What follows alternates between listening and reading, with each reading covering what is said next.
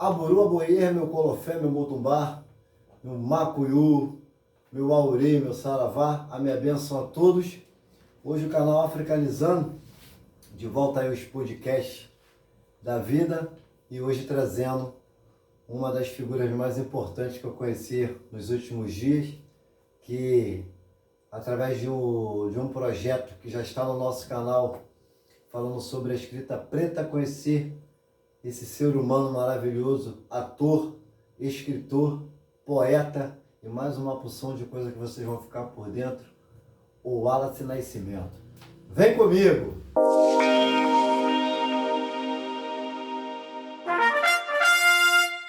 Olá, povo de Axé, povo do Branco. Hoje estamos aqui com esse cara que é um ser humano maravilhoso, um ator, um escritor, um poeta, né, que veio hoje falar um pouquinho dos seus projetos, um pouquinho da sua trajetória de vida como periférico, como ator, como uma porrada de coisa que nós descobrimos, né, que é maravilhoso. O Wallace Nascimento. Wallace, fica à vontade, Africanizando é todo seu. Bom, primeiramente, né, muito obrigado pelo espaço, né? Eu sempre gosto de falar, eu tenho a Viola Davis no campo artístico como uma das minhas referências artísticas, né? Uma grande atriz americana, e ela fala que a diferença, muitas vezes, entre um artista negro, né? Ela falou entre uma atriz negra, quando ela ganhou o Globo de Ouro, e uma atriz branca é a oportunidade. E é hoje que eu estou tendo aqui, uma oportunidade, né? Bom demais. E agradecer primeiramente ao canal Africanizando por me dar essa oportunidade. Acho que é a primeira coisa que eu tenho que falar. Agradecer pelas palavras, assim, é muito importante para um artista receber um feedback, não só os positivos, né? Porque a gente também tem que entender que alguns feedbacks negativos, não negativos, mas pontuais, é importante para a gente evoluir na nossa arte, óbvio, e evoluir também como ser humano. Então as suas palavras, elas não me envaidecem enquanto ser humano, mas elas me fortalecem enquanto artista, né? E sentir que a minha arte toca as pessoas. Acho que o maior prêmio para um artista é quando o que você faz toca o ser humano, né? Porque eu acho que a arte é para isso, é para tocar o ser humano. Cara, eu vou pedir para os nossos seguidores que ainda não tiveram oportunidade de assistir, um vídeo que está na nossa plataforma, chamada a Voz, né, Da Liberdade. Que seria a Voz da Liberdade, mas acho que ficou até um outro título que eu não lembro agora, A Voz que Liberta. A Voz que Liberta. A Voz que Liberta, que seria a Voz da Liberdade, mas na hora de eu fazer a Voz que Liberta, que realmente é um vídeo que vocês vão se emocionar, assim como me emocionei muito, e já vi 4 vezes, e não vou me cansar de ver, não somente pela performance do ator, né, mas sobre a incorporação do personagem, sobre a energia do assunto, que é maravilhoso, mas também sobre a atuação, que já há muito tempo que eu não via com tanta expressão, com tanta verdade, o que eu vi. Então eu peço para que vocês possa aí assistir esse vídeo, e também o vídeo da escrita preta, que também, através do nosso irmão Lelos Oliver, da editora Oneira, foi realizado na Portela, que também está muito bom. Wallace, eu gostaria, para a gente começar a nossa fala, que você realmente pudesse falar para os nossos seguidores quem é o Wallace. A gente é tanta coisa, né? Que essa pergunta... Mas né? aí tu volta... Eu gosto daquela tua fala, vai. Eu sou o Wallace. Eu sou o Wallace, né? Me defino como um homem negro, né? Sou um homem periférico, sou um homem gay, né? E eu tenho outras pluralidades. Sou poeta, sou artista. Eu sou um homem formado por mulheres também. Eu gosto sempre de lembrar isso. As minhas maiores referências humanas são mulheres. Primeiramente vem a minha mãe, que é uma mulher nordestina, que saiu com 18 anos do interior da Bahia e veio para o Rio para conseguir uma vida melhor. Eu tenho outras tantas mulheres, e mulheres que me formaram na educação, e não só na educação acadêmica, mas na educação da vida, né? Sim. Na educação de você saber como entrar, de você saber como sair, de você saber como portar. Então eu digo que eu sou um homem muito formado por mulheres, porque as mulheres me fizeram ser o cara que eu sou hoje, de olhar, de ter uma visão, né? Eu bebo muito das águas de grandes artistas, eu gosto muito de Bethânia, né? Sim. Sou apaixonado por Maria Bethânia, sou apaixonado por Gal Costa, sou um fã alucinado de Elza Soares. E foram mulheres que elas rasgaram o tempo, né? Elas não ficaram ali esperando ali a vontade, por exemplo, do homem de autorizar elas a serem quem elas são, né? O que elas são hoje para o nosso país. E eu me espelho muito nisso. Então, resumindo, eu sou um homem, né, que tenho a educação, a cultura e a arte como bandeiras. E você, bem disse, você tem a sua formação acadêmica, né?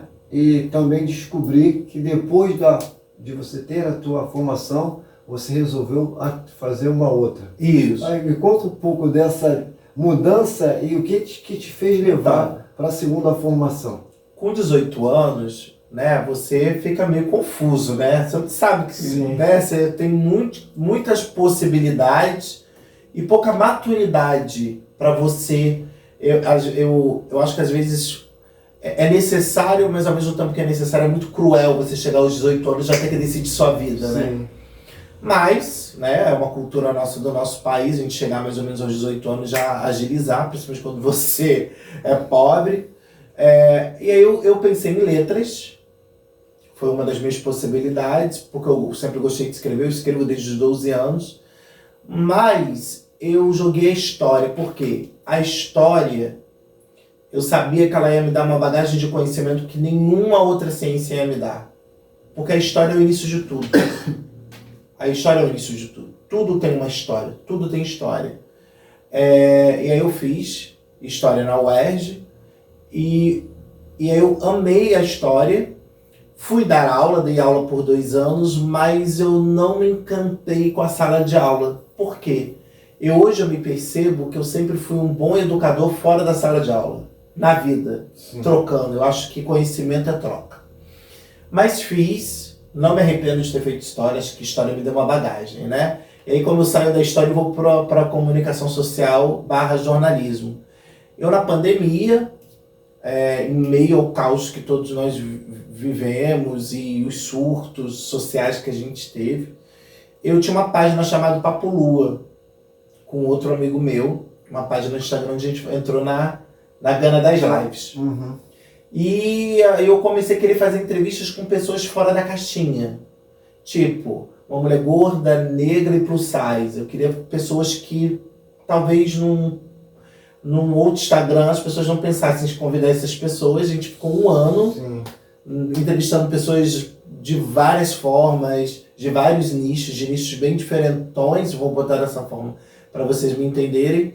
E aí eu vi que eu tinha o gosto para comunicação, o bichinho da comunicação. Eu brinco que o bichinho da Glória Maria me picou e eu me vi realmente. Aí eu acho que esse projeto que eu tive, que encerrou, eu percebi que eu sou um comunicador, né? Eu sou um comunicador na oratória, né? Aí vem um pouco da minha descendência, né, cristã, né? Porque você, quando está no meio cristão, você prega, você canta, né? Eu fui ministro de louvor, minha base musical toda veio da igreja evangélica. Então essa coisa da oratória veio muito dessa coisa do falar, né? De eu ter que me apresentar, de pregar. E vem muito dessa coisa de eu entender que hoje eu estou fazendo a faculdade de jornalismo, né? Estou no 5º período, e hoje eu me vejo, eu não estou esperando a faculdade terminar para eu me achar um comunicador. Eu sou um comunicador, porque quando eu estou em cima do palco eu me comunico, quando eu escrevo eu me comunico, quando eu declamo uma poesia eu me comunico, e eu também, quando eu escrevo alguma reportagem ou penso em alguma coisa no meu Instagram e jogo, eu estou me comunicando com alguém. Então depois desse projeto que foi o Papo Lua, eu me descobri comunicador. Eu sempre fui, mas aí a gente chega uma fase da vida, a gente precisa fazer alguma coisa para a gente olhar para dizer, não, eu sou. E pelo outro lado, o que é bem legal, é que você como professor, você também era um comunicador, porém limitado. E aonde você viu que você podia naturalmente o jornalismo te levou para um lugar certo, que é esse leque de opções, que é o jornalismo, a comunicação de uma grande situação. E uma outra coisa que eu também acho interessante, que você bem falou, que você escreve desde os 12 anos. Sim.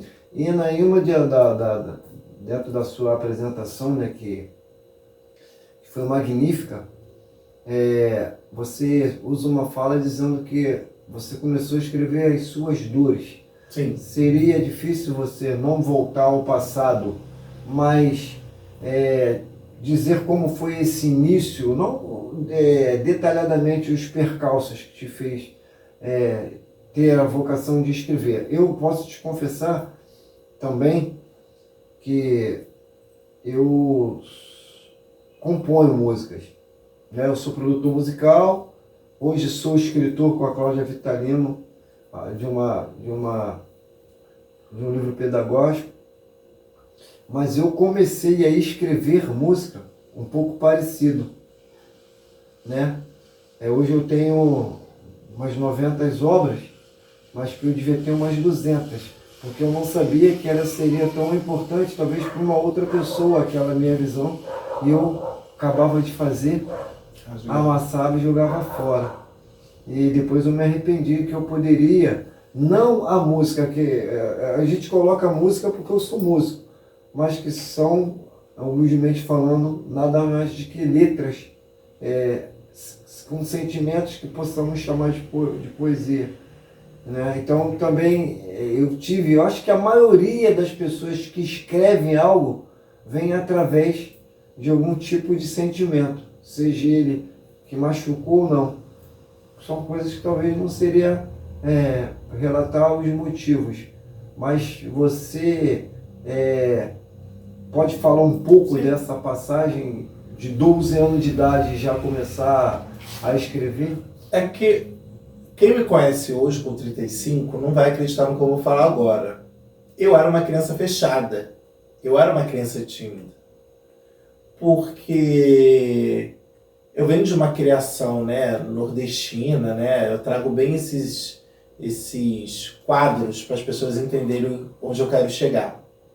Então, assim, eu fui criado pela minha mãe. Minha mãe é aquela famosa mulher brasileira trabalhadora que acorda. Minha mãe, a profissão dela era manicure, né? Então eu acordava 5 horas da manhã, chegava em casa meia-noite. Então eu não tive por muito tempo na minha infância essa mãe que podia me ouvir. Uhum. Não porque ela foi uma má mãe, uma péssima mãe, é porque ela não tinha tempo, ela tinha que trazer o sustento para casa. E aí quando eu cheguei, eu tive uma boa escola, né? Muita gente critica a escola pública, mas eu dei sorte na minha geração, né? Havia um incentivo à leitura, tinha concurso do aluno que visitava mais a biblioteca, do aluno que pegava mais livros. Então a literatura foi foi quem me abraçou nessa época que eu era mais fechado, que eu era mais na minha. E aí eu comecei a escrever justamente os meus incômodos, né? Eu perdi uma sobrinha quando eu tinha 12 anos, né? Minha irmã teve um aborto espontâneo, então eu escrevi aquilo.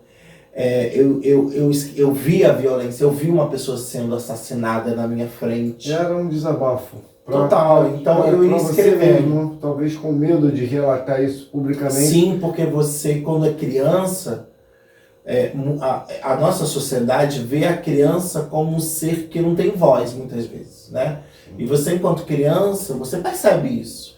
E aí você tem medo de falar as suas coisas, você tem medo de falar, por exemplo, eu fui criado em favela. Quem é favelado sabe qual é a regra do jogo. Você não fica chorando no rabo de saia da sua mãe. Você tem que ser sujeito homem, né? Como diz, né? Sim. Você é sujeito homem, você tem que se virar.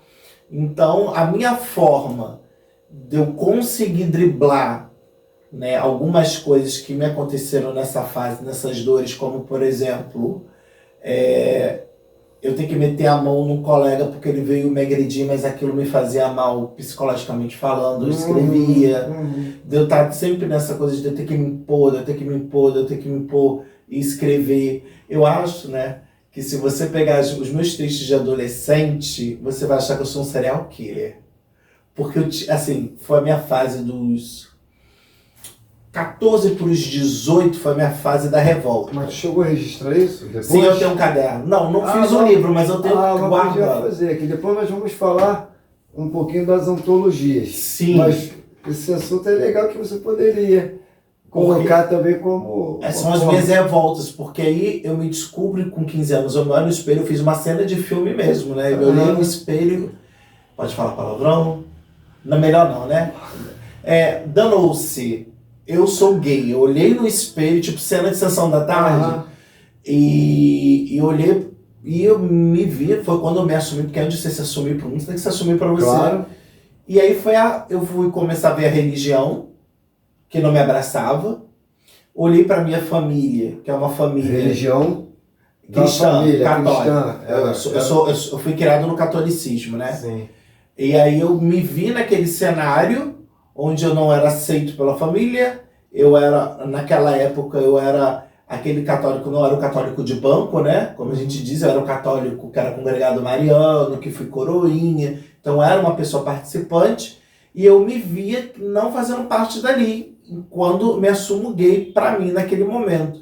Então, eu começo a me revoltar com o mundo, foi quando a primeira vez que eu percebo que eu sou uma existência, foi a primeira vez que eu percebi que eu era uma existência que não estava programada para o mundo a qual eu estava inserido. Foi vamos dizer assim, a primeira porrada que eu levei da vida assim, de olha, existe um sistema, existe uma engrenagem, você está sendo a peça, e aí eu comecei a me revoltar, e ao mesmo tempo eu comecei a me policiar comigo mesmo, de tipo, fala grosso, cuidado como você anda, de agir de uma forma heteronormativa. Então o que acontece? A minha revolta, eu não podia me revoltar com o mundo, eu não podia me revoltar com os meus pais, eu não fiz a linha adolescente revoltado. Eu não sou dono da razão, ao contrário, eu me fechei. Só para você entender, na 8ª série, eu fiquei na 8ª série toda sem falar com ninguém da minha sala. Caraca. Eu fugia para a biblioteca. Eu fazia todos os trabalhos em grupo, tipo, eu chegava para os colegas, aqueles que eram mais...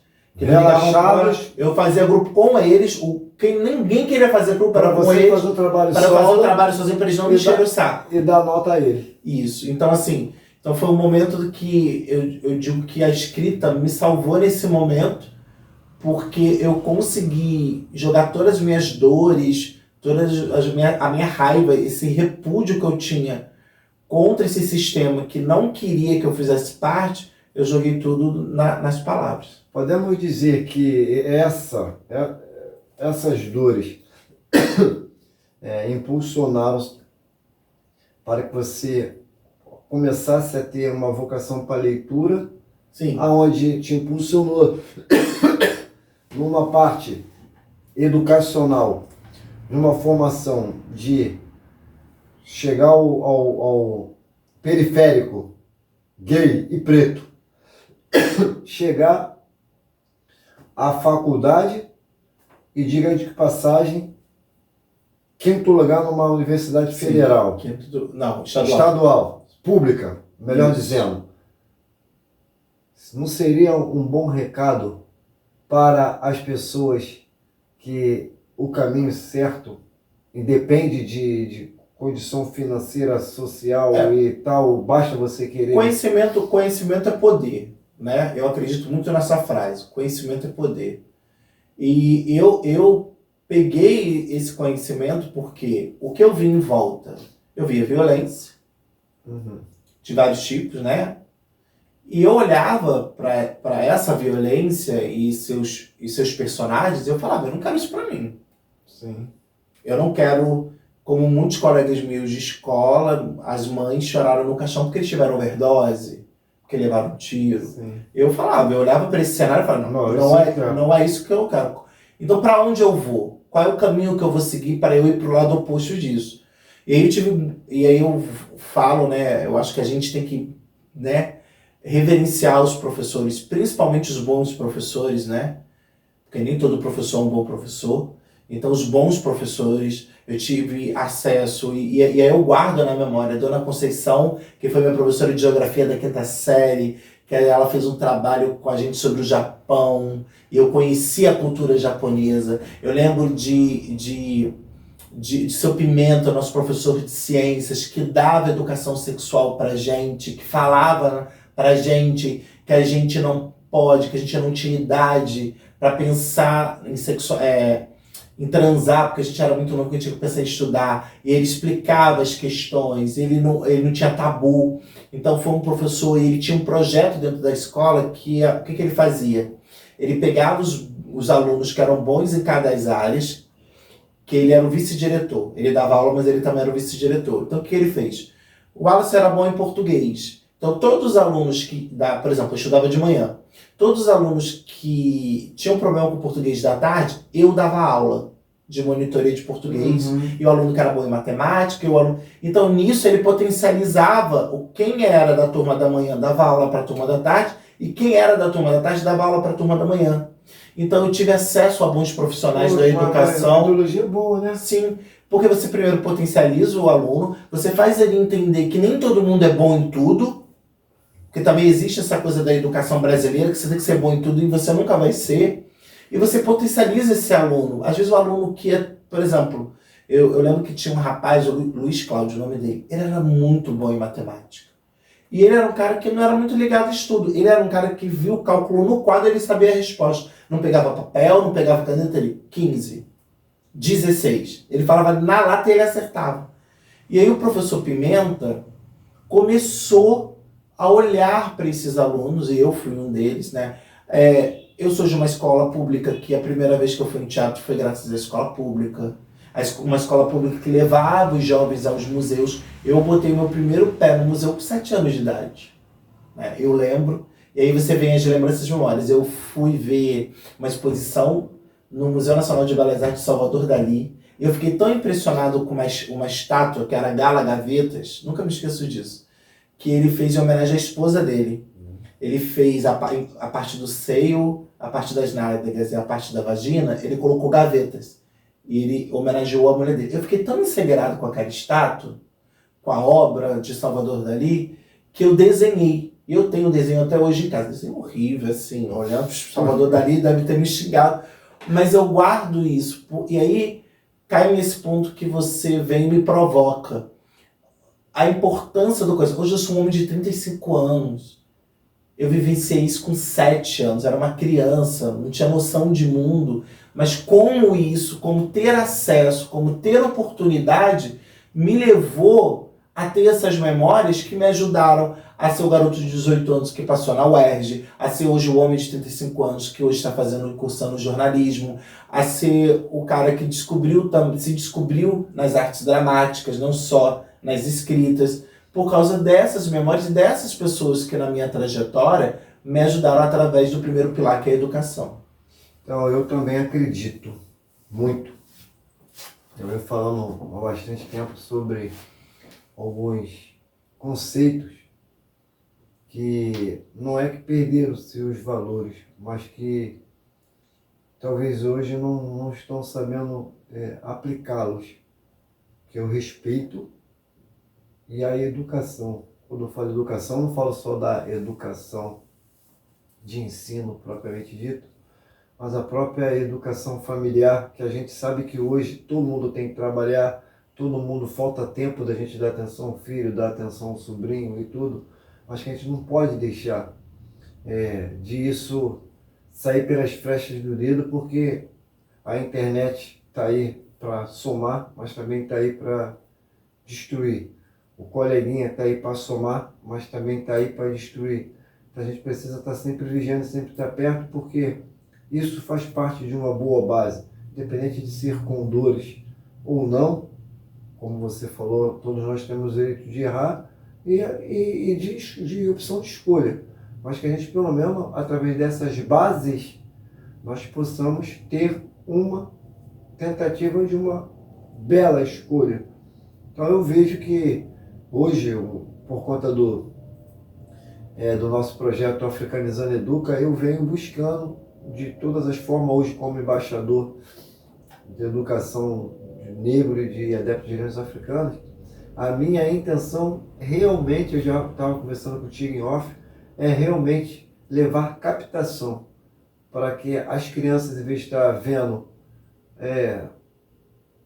desenhozinhos aí de artistinha, que eu não vou falar nome, ele possa estar fazendo um curso do Africanizando Educa, através desse Tem Brasil, de robótica ou de Windows Kit, que ele vai estar brincando, aprendendo alguma coisa. E fazer seus próprios desenhos. Justamente, e os seus próprios projetos. Sim. Que daí desperta aquilo tudo que despertou no Wallace, criatividades, personalidades que ele tinha dentro e não era reconhecida. E quando você vê, é um garoto que, independente de classe social onde ele mora, começa a se descobrir de amanhã ser um futuro profissional de robótica dentro de uma Petrobras ganhando 9, 12, 15 mil.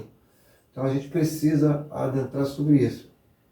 Eu gostaria de saber, Wallace, de você me contar um pouquinho dessas 8 ontologias. São 8? Não, são 4. Eu brinquei lá no evento que 8 era do pessoal da mesa. Bom, mas 4 ontologias. Primeiro vamos explicar o que é antologia. Uma parte literária, o que é uma ontologia. Tá. E você fala um pouquinho de qual ponto você contribuiu, de que ponto você contribuiu e de que fala foi utilizado essas antologias. É porque as antologias são diferentes, são temas diferentes. Sim, né? Antologias são temas diferentes que, pelo que cada antologia que eu participei são temas diferentes. O que é antologia?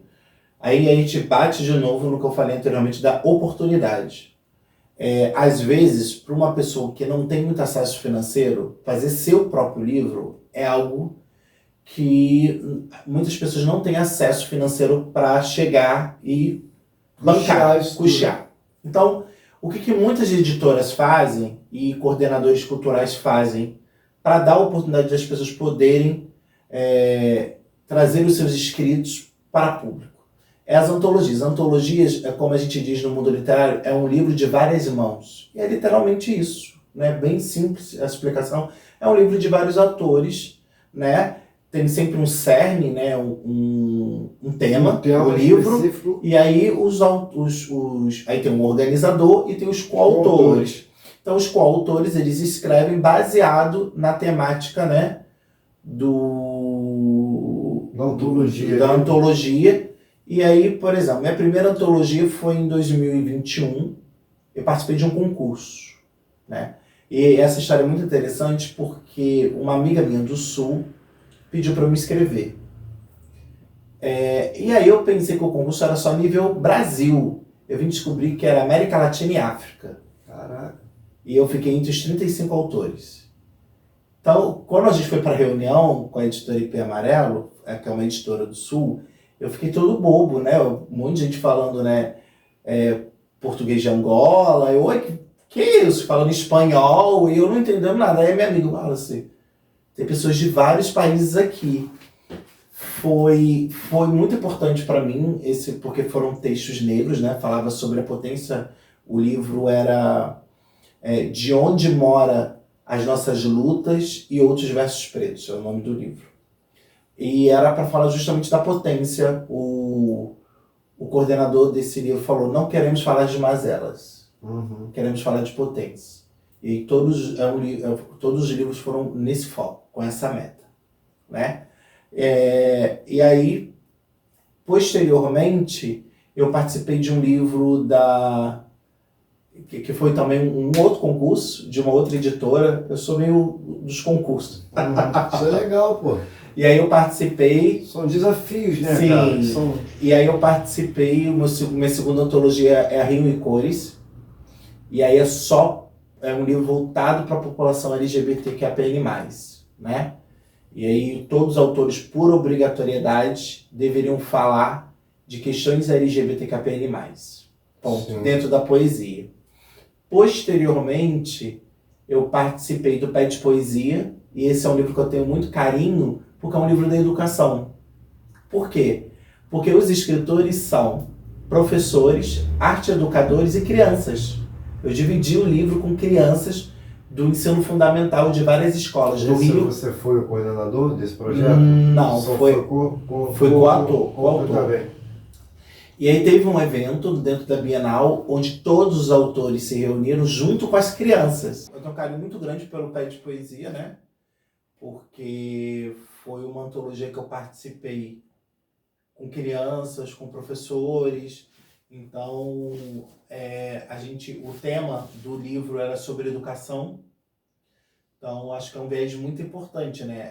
Essa poetas, professores e crianças no mesmo livro tratando sobre educação. Então, no livro você vê várias formas de se ver a educação, né? Em viés completamente do professor que é o formador, da criança que recebe o conhecimento, do poeta que já vem com outro viés. Então eu tenho muito carinho muito grande pelo Pé de Poesia.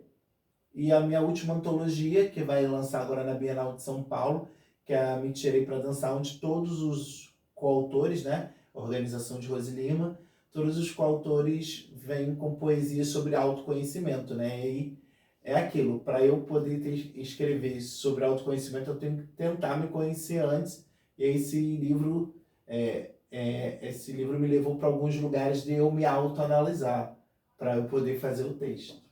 A gente não pode deixar de deixar bem em negrito sobre a Lei 10.639, e não destacando os outros, mas em especial esse das crianças, que é de uma parte educacional, que a Secretaria de Educação do município e até mesmo do Estado poderia pegar e botar esse livro como se fosse também uma parte educacional dessas crianças, de outras crianças, tendo em vista que acho que participaram, ganharam o livro, e as escolas também ganharam. Sim. Mas que também seria legal, pelo menos a biblioteca de todas as escolas, ter esse acesso para que as crianças daquelas escolas também pudessem ler e entender, né, que seria até uma forma de despertar o porquê não essa nova personagem como escritor dessas crianças. Correto. E que seria uma coisa legal. Uma coisa também que eu gostaria de saber sobre essa parte do autor, o Wallace autor, né?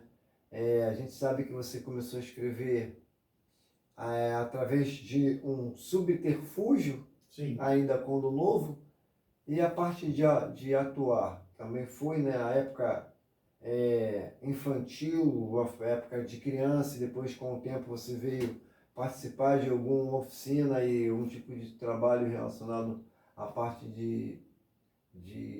dessa parte ator do Wallace? Então, eu sempre fui uma criança criativa, né? Eu digo que o banho era o meu palco, que eu inventava, né? Eu tinha uns personagens chamados supernaturezas. Fogo, água, terra, meu Capitão Planeta. Que tu levava isso pro banho, e atuava ali. Então eu sempre fui uma criança muito criativa. Como eu não era uma criança envolta de crianças, eu tinha que me virar comigo mesmo, né? Então eu acho que isso despertou na infância. Eu fiz teatro, né, como um bom... Eu digo que eu sou cristão, não sou evangélico, porque evangélico, infelizmente, hoje em dia queima o filme. Mas como um bom cristão, né, eu participei de peças de igreja, já fui anjo, já fui demônio, né? Eu fui demônio, já... Então tu já atuava. Já fui no deserto lá em Cristo e já tentei tirar ele da terra prometida. Então, fiz teatro igreja. Quando me tornei protestante, né? Isso da época de católico, quando criança. Protestante também participei de teatro. Mas, assim, eu meio que... Esse teatro que habita em mim hoje foi depois de adulto. Sim. Foi no período da pandemia, porque a gente não tinha o que fazer. Eu vivi a pandemia, né?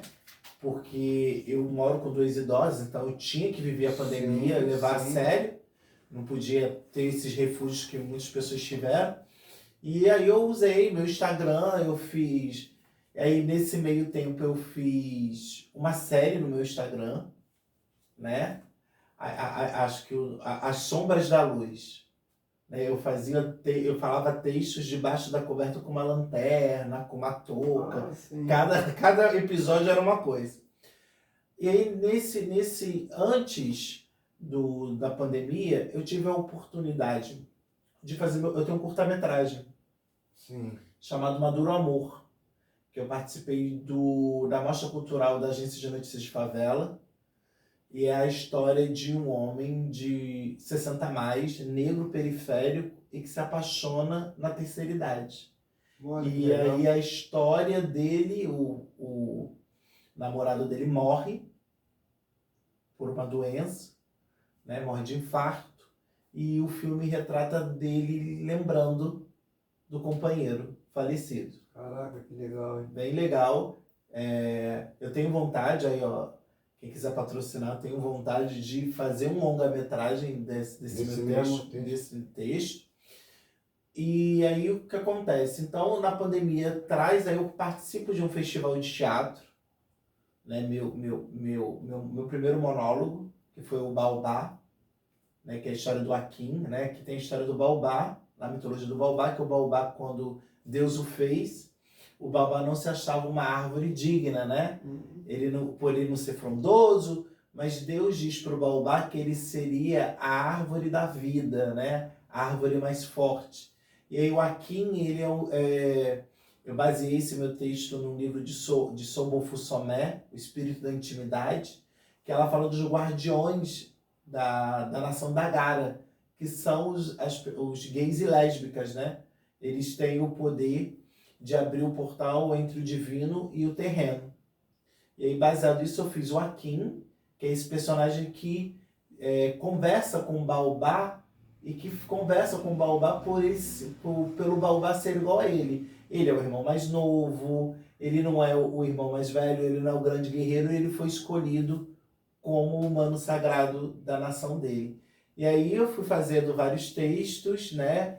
Tive esse reconhecimento no festival Formas Breves e nessa mostra cultural da Agência de Notícias Favelas, e isso meio que me deu um gás de olhar para o que eu faço e falar, não, ok, vamos seguindo, né? E aí eu me apresento em saraus, e aí eu não parei mais também. E essa comunicação, essa potência descoberta da comunicação, você também me falou sobre as entrevistas que rolou também no Instagram, Isso, na pandemia, tudo na mesma época, viu? Tudo Uma porrada. é muita coisa. Eu tinha que fazer alguma coisa. Talvez talvez foi o tempo que você Eu não tinha encontrou tempo antes. para você despertar todos esses personagens que você... Isso. E aí com um amigo meu, que também estava em período pandêmico, eu e o Luiz, a gente fez o Papo Lua, né? Papo Lu de Luiz e o AWA de Wallace.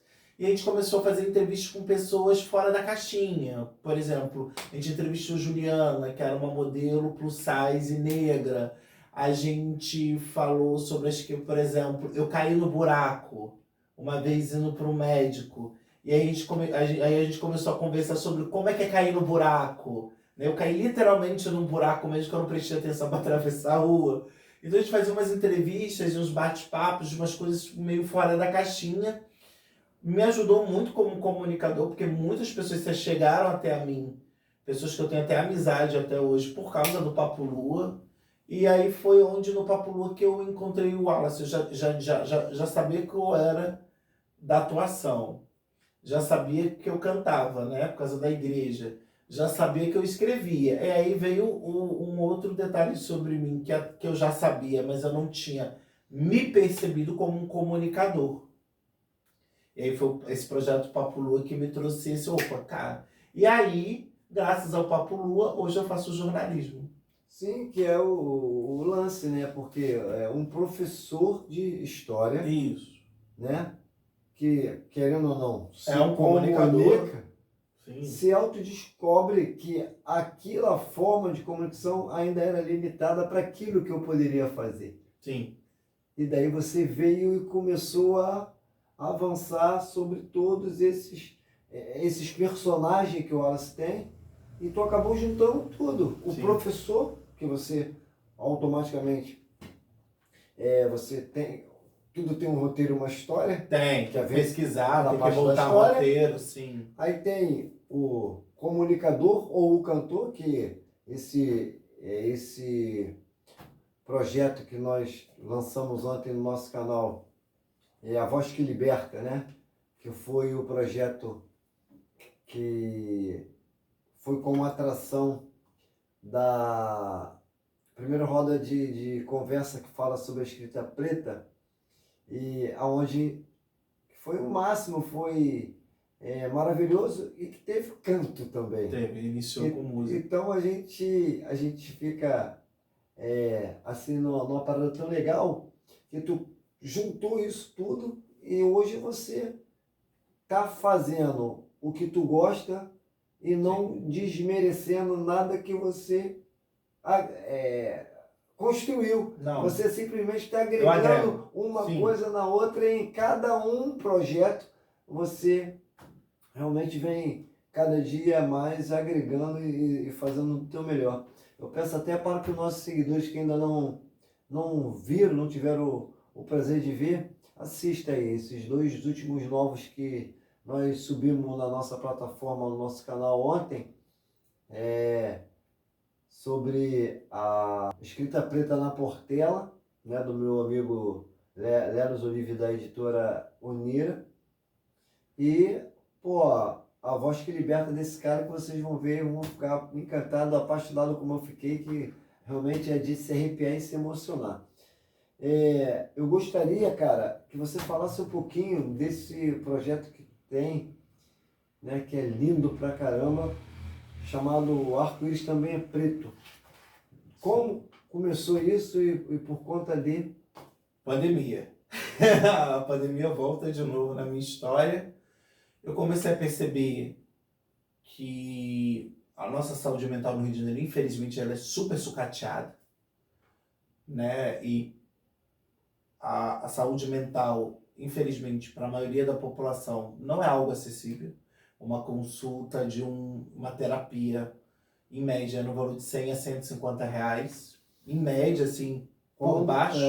Quando esse é valor? uma profissão realmente que merece ser Sim, seus sim, valores, mas que infelizmente nem todo mundo tem nem esse todo dinheiro para mundo pagar. tem o dinheiro para pagar, e mais ainda que poderia ser um serviço que poderia ser bem ofertado por conta de antes, como um bom psicoterapeuta eu posso afirmar isso, que antes da pandemia muita gente já se tinha Sim, qualquer um tipo de psicossomatia ou a pandemia só veio para explodir a bomba que ele já só estava veio aí. para explodir em alguns que estavam adormecidos Sim. e agravar a outros que já se tinha. E que, infelizmente, nós não temos um suporte tão grande que merecia de se ter para atender essas pessoas, né?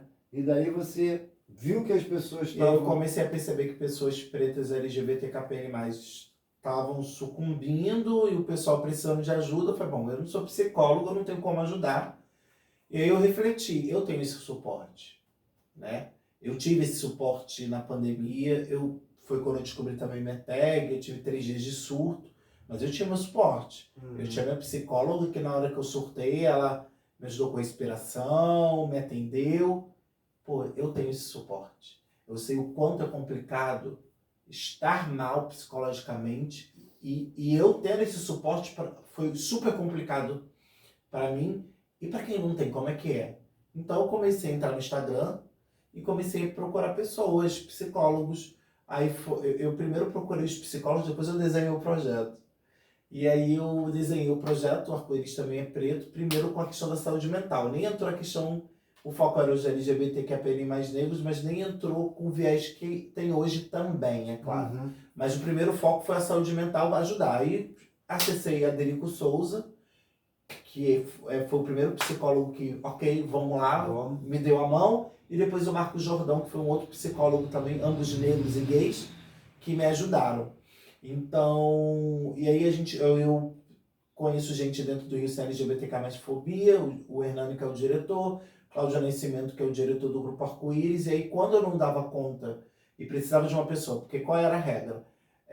Os meninos pegavam essas pessoas 3 meses e se tivesse outra pessoa na fila, a gente tentava direcionar para um sistema único de saúde, a gente viabilizava se a pessoa não podia pagar um valor social com outro profissional, para dar oportunidade para outras pessoas que também estavam precisando. Nesse primeiro momento a gente agiu assim e posteriormente a gente começou a também descobrir que existiam outros projetos que também davam esse tipo de serviço. Então, quando a gente não conseguia dar conta, a gente não abriu o serviço, não divulgou isso no Instagram, porque a gente entendeu que não ia ter mão para tantas pessoas. Material humano para a quantidade de pessoas que estavam. Muitas pessoas me disseram não quiseram fazer parte, porque era voluntário, infelizmente eu não tinha grana para pagar. Mas aí tiveram duas pessoas que me ajudaram muito, sou super grato, né? Aderico Souza e Marco Jordão. Sou super grato por eles, porque sem eles dois eu não conseguiria ajudar as pessoas que a gente conseguiu ajudar, né? Um trabalho. E aí hoje eu fico muito feliz quando eu entro no Instagram dessas pessoas, hoje, que a gente ajudou, as pessoas seguiram, estão bem, estão vivas acima de tudo. Então esse foi o primeiro passo, saúde mental.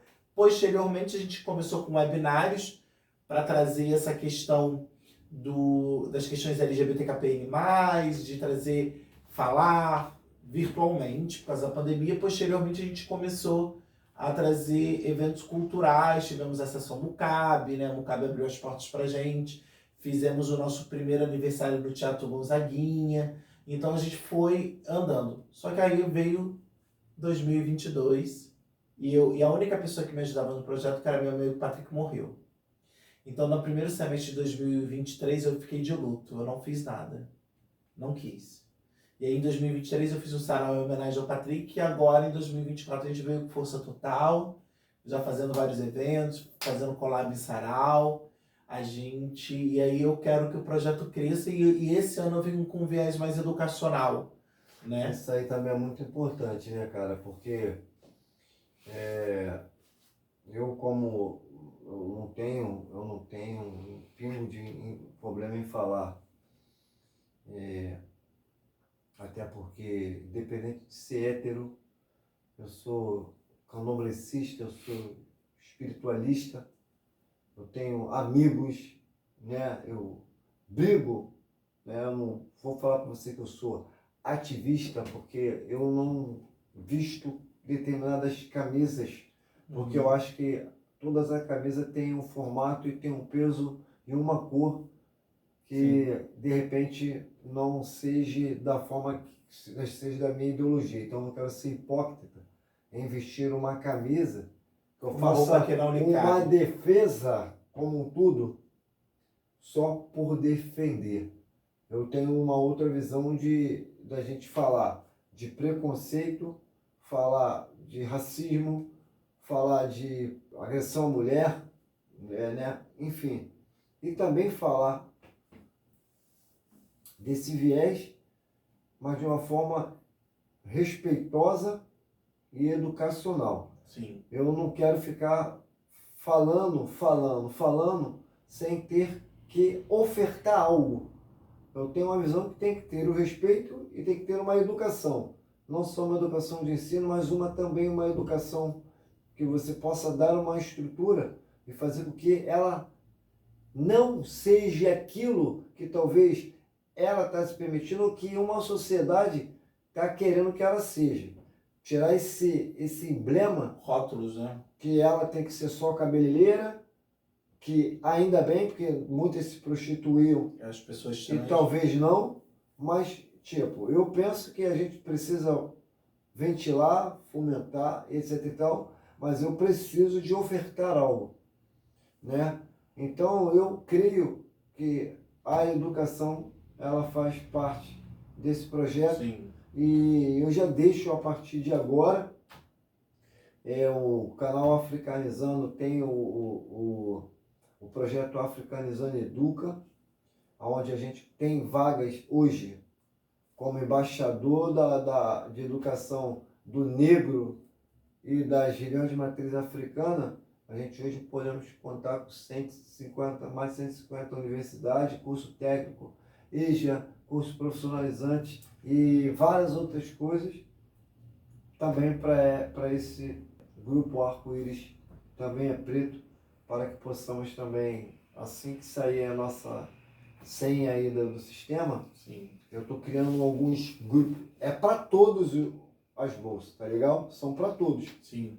Mas vou aproveitar para aqueles que já têm uma estrutura, alguns grupos que já têm uma estrutura, já fomentam o assunto, já se trabalha educacionalmente, é um incentivo pegar essas pessoas, assim como vou pegar também alguns terreiros, alguns barracões que já tem um grupo formado lá de incentivar, de ter direito de ligar para se formar os cursos que tem. Por quê? A gente precisa, Wallace, tirar esse rótulo do que o que eles querem que eu seja. E não o que eu quero. O que eu quero, o que eu posso ser. Sim. Meu direito é meu. Eu é que defino e decido o que eu quero. Eu tenho que tirar essa parada de que eu sou preto, eu ser garçom, motorista, escravo, a menina ser comidinha do gringo, ou do patrão, ou do russo. Não. Podemos ser o que a gente quer. E esse projeto, eu tenho maior fé nele, inclusive na parte também pedagógica, né? Eu também sou escritor, junto com a Cláudia Vitalino fizemos agora uma obra que vai ser lançada em breve para as crianças, falando da espiritualidade. Eu vejo as crianças como um alicerce para virar essa chave. Sim. Mas eu acho que todo mundo pode ser o que quer e todo mundo tem pode que fazer ser a sua parte, respeitado como ser humano e pode fazer a sua parte. A única parte é tirar uma coisa que a gente deixa por último, que é tempo para nós mesmos. Eu sei que a gente tem uma corrida do caramba. Sim. Todo mundo trabalha, todo mundo fica no salão até tarde, todo mundo tem outros tipos de trabalho, mas a gente precisa tirar uma hora, duas horinhas para a gente se especializar, se capacitar. Sim. Fazer um curso superior, que tem curso de R$70, cara. Não é possível que eu não tenha essa condição de se fazer. Então eu vou estender esse projeto para que você também, dentro do arco-íris, também é preto.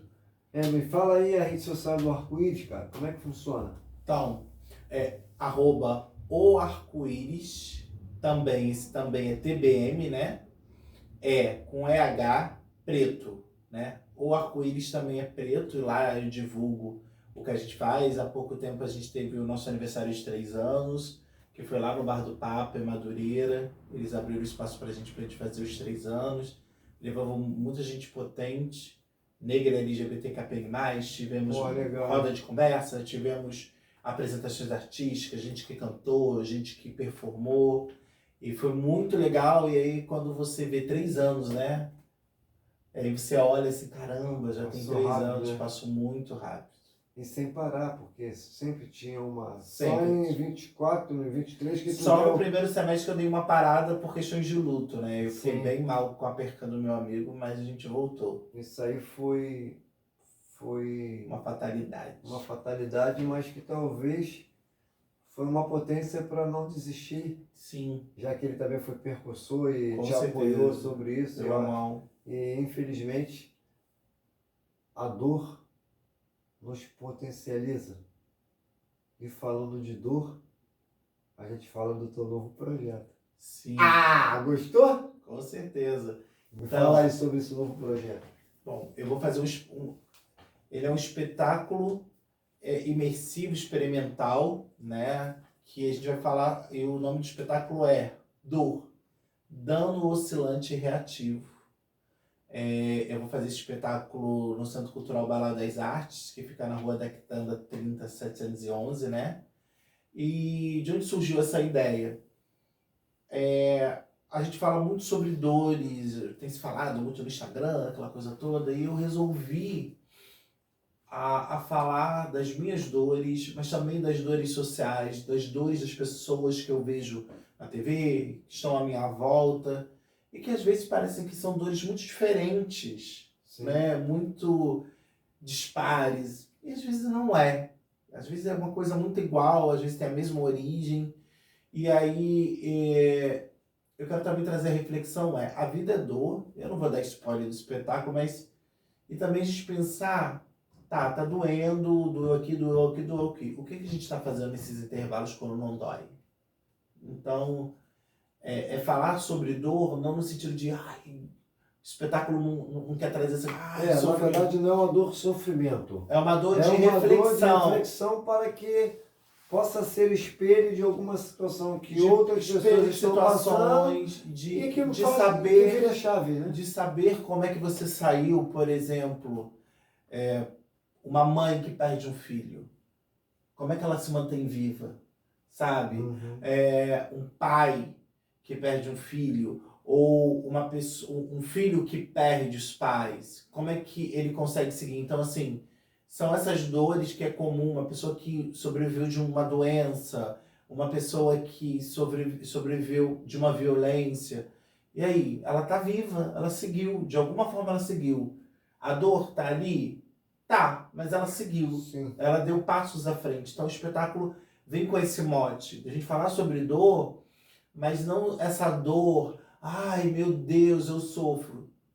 Também, mas o mote é mais a gente, ok, a dor existe, vamos refletir sobre ela. Não vamos temer isso que é humano, porque a dor faz parte da gente, né? Sim. A gente, né? Zeca Pagodinho canta. O dono da dor sabe como dói. Tem jeito não, sempre dói. Só quem amou pode saber o poder do fogo da paixão. Então, tipo assim, para a gente entender, né, o que é o amor, às vezes a gente também tem que entender um pouco da dor para a gente valorizar esses dois pontos. E aí vai ser na Casa Balaio das Artes, no dia 27 de setembro, é uma sexta-feira, às 19 horas. A Casa Balaio das Artes fica no centro, na Rua da Quitanda 30, sala 711. Diga que de passagem que é um espetáculo para poucas pessoas. Poucas pessoas, porque foi realmente uma ideia Isso. talvez de... Eu quero que o público também faça parte da cena, Podemos do dizer que espetáculo. poderia ser É uma experiência. um projeto piloto, que não é um projeto experimental, que nós não estamos lá brincando. Não. É um projeto piloto para que a gente possa levar esse espetáculo para os teatros, para as escolas, para os clubes. Então vamos ter lá algumas vagas, onde tem um preço simbólico de R$20, que você pode chamar na DM lá do... UAU, aí no caso você vai no meu pessoal, que é o UAU, WALL.artisticamente, que é o meu Instagram pessoal. WALL.artisticamente lá no Instagram. Aí me chama na DM. Chama lá no direct. Isso. Ou aí. no ADM e tenha melhores informações. E também, óbvio, o pessoal que não conhece o trabalho dele, além do Instagram, tá aí no nosso vídeo que subiu. Sim. Um vídeo de uma atuação desse cara aí que tu vai se emocionar, chamando A Voz que Liberta, tá bom? Espero que vocês vejam, para vocês saberem a potência desse cara. Esse cara eu vou te falar não. E pedir também, cara, para os empresários e para as secretarias, né, que seja da cultura, do turismo, ou do também. Turismo, ou até mesmo aí da educação, das etnias, né, das diversidades da vida, pô, que apoiem esses projetos, que são projetos magníficos e projetos que não são tão caros, não. São projetos pequenos, né? E a gente se vira com tão pouco. A gente se vira com tão pouco. Pô, aqui ninguém está querendo dinheiro, não. A gente está querendo divulgar o trabalho. Óbvio que tudo tem um custo. A gente precisa de se locomover, fazer e acontecer. Então eu espero que as pessoas se sensibilizem aí e que procurem esse cara aí para a gente tentar realmente divulgar o que é de valor, divulgar o que é nosso. Vamos parar com essa hipocrisia de dar mais valores a trabalhos estranhos ou trabalhos importados ou produtos importados, se na maioria das vezes a gente tem de melhor tudo aqui. Cara, tu conhece o Brasil todo? Não. Nós somos um país tão grande. Nós somos um país continental, O né? bicho é tão grande que aqui tem tudo e mais além Sim. de situações que não perde para nada lá fora. Não, se você sai, por exemplo, você não precisa sair nem, provavelmente está aqui na região sudeste. Você não precisa nem sair da região do sudeste. Se você sair daqui do Rio e for para Minas, você está em outro país. Justamente. Eu acho que a gente precisa valorizar realmente o que é de nosso valor. Então eu peço aí que o pessoal que tenha uma porta que possa adentrar e poder fazer uma fala, que possa divulgar esse trabalho e que possa fazer parte conosco aí desses projetos maravilhosos que é do Wallace Nascimento.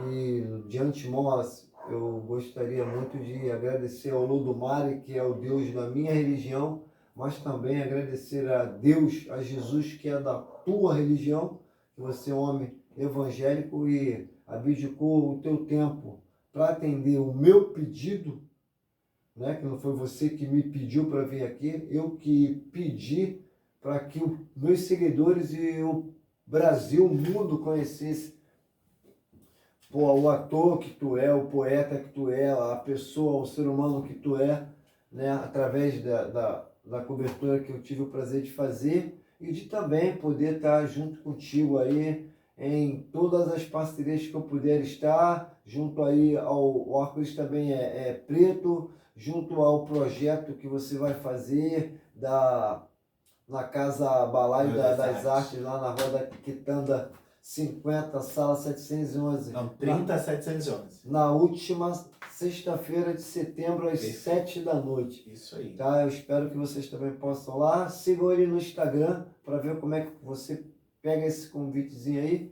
E agradecer, cara. Minha vida é agradecer momentos, agradecer oportunidades que o Lodumare me deu e me dá aí, que eu possa estar aprendendo todos os dias com pessoas legais igual a você.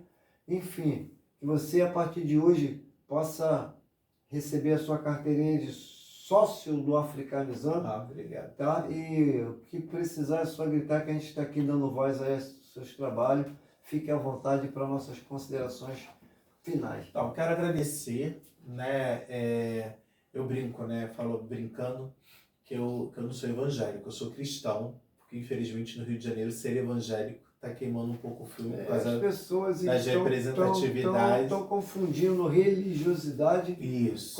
com outras determinadas coisas. coisas. Nós devemos Então, se assim, respeitar primeiro, justamente. ter educação, não só de ensino, mas outro tipo de educação, a saber Educação tratar social. o ser humano, que é a educação social, e esquecer religião.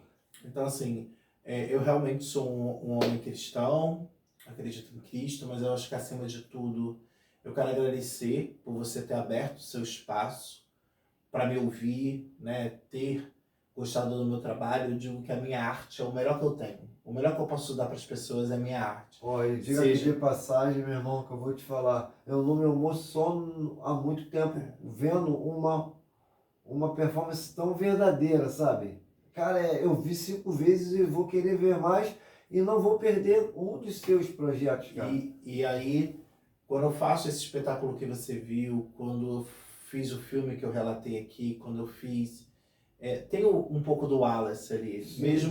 Mesmo que, por exemplo, eu não sou um homem de 60 anos quando eu fiz o Maduro Amor, né? Mas um dia eu vou ser. Então, eu já estou pensando, quando eu fiz o Baobá, foi o contato que eu tive com a minha ancestralidade, né? Que eu me despi de tudo que às vezes a minha própria religião não me permitiria fazer, por exemplo. Pô, eu fiz um guardião guerreiro de uma nação africana no cristianismo, nesse cristianismo hipócrita, tá, gente? Estou falando do cristianismo... Não chamou como o diabo, né? Tipo, jamais aconteceria. Então, assim, a arte me oportuniza a quebra de preconceitos, a quebra de paredes. Ela não me limita, ao contrário, ela me amplia, ela diz, você vai mais. E eu acho que é isso, né? Eu tenho TAG, né? Eu tenho ansiedade. Então, acho que para uma pessoa que tem ansiedade, a limitação é muito ruim, porque a gente se sente preso. Quando eu tenho algo que me amplia, que me dá horizonte, que quando eu tô triste, não, vamos lá, né, escuto Maria Bethânia, levanta, sacode a poeira e dá a volta por cima, escrevo, vejo algum amigo meu que fez alguma coisa artística no YouTube, isso me ergue. Então quero agradecer muito a oportunidade. Viola Davis, quando ganhou o Globo de Ouro, eu sempre gosto de falar essa frase dela. Ela falou que a diferença de uma atriz branca para uma atriz negra é oportunidade. Então não é talento, não é essência, não é humanidade, às vezes é oportunidade. E hoje você me deu essa oportunidade de falar sobre a minha pessoa, Foi um prazer pro nosso sobre canal. a minha arte, e a gente tem que agradecer mesmo, porque infelizmente no nosso país, pessoas da minha comunidade, principalmente quando são negras, a gente não tem oportunidade de voz, a gente não tem oportunidade de reconhecimento, e eu não quero também só para mim. Eu não quero só o reconhecimento para mim, eu não quero só a vitória para mim, eu não quero protagonismo para mim. Eu quero também para as pessoas que são iguais a mim e também para as pessoas que são diferentes de mim, mas que estão na mesma comunidade, é isso que eu prezo. Então, quem puder, mais uma vez, me siga no @wall.artisticamente. Se acessando o meu Instagram pessoal, você acessa o Instagram do Projeto Arco-Íris, também é preto. Dê like aqui no Africanizando, curta, comente, divulgue esse projeto também, que eu acho que é um projeto que já tem 1 ano e... Um ano e meio. 1 ano e meio, né? Um ano e meio. E é isso que a gente precisa, de espaços pra gente, né? Isso é um documento, né? Um documento da minha existência, e isso é muito importante. Então, quero agradecer o projeto. Quero, né, como você me abençoa através da sua religião, através da minha forma de fé, eu quero que Deus te proteja, Amém. que Jesus Cristo te ilumine. Amém. E que os ancestrais nos guiem para os lugares que nós temos que andar, acessar as pessoas que nós temos que acessar, e que a gente sempre encontre um caminho para a gente seguir, e agradecer a eles que abriram a estrada para a gente passar. Amém. É isso. E axé. Isso aí. Gente, nós estamos aí, passamos uma marca de 580 vídeos, estamos chegando a 600 vídeos.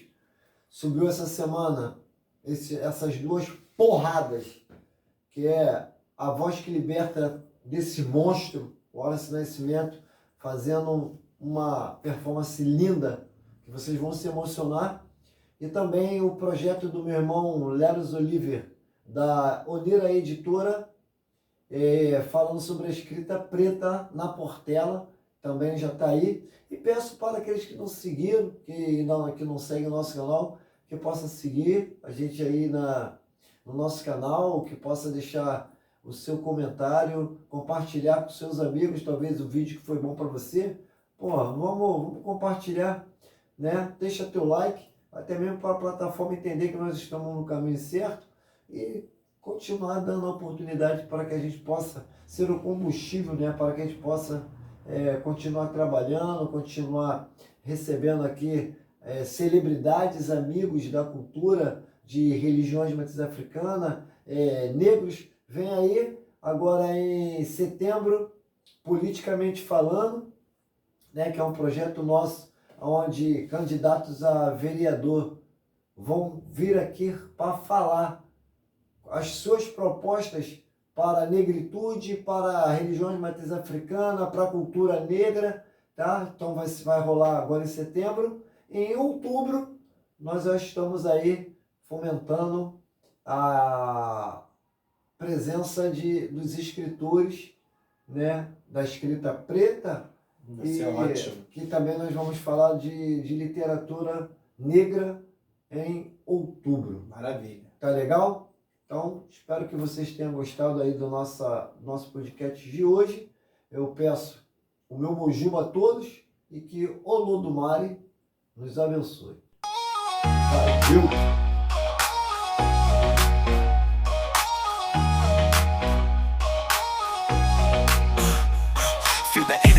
It's built in inside, a power surge I can't deny. With every breath I feel the force in the rush of life. I find my course, no hesitation. I'm ready to ignite with a power surge. I'll take the fight in every challenge, in every task.